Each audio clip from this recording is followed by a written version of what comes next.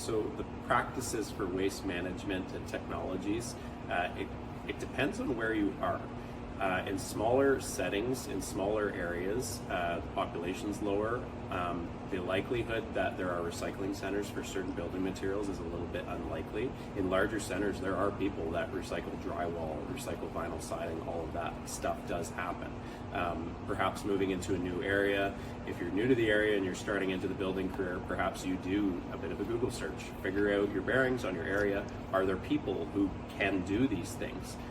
If you have to truck your vinyl siding scraps 600 kilometers so it's recycling, you're not actually helping your carbon footprint in that particular circumstance. So you kind of have to weigh these options, but the effort being made goes a long way, I think. I think the practices that would really help is to know ahead of time that on the job site or your renovation or your demolition that you have all of the people available already that can remove things that are going to be reused. So if you can source out people that are going to reclaim the wood, the metal people, you have to be organized.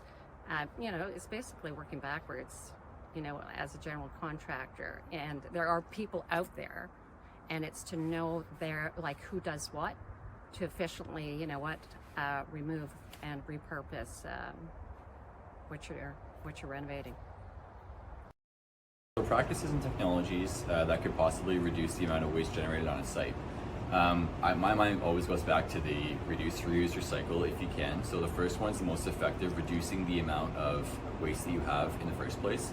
This could be as simple as adjusting your on-center spacing or something like that to maximize the distance between members in that. And with new technologies, we can constantly increase spans on things, so that's great.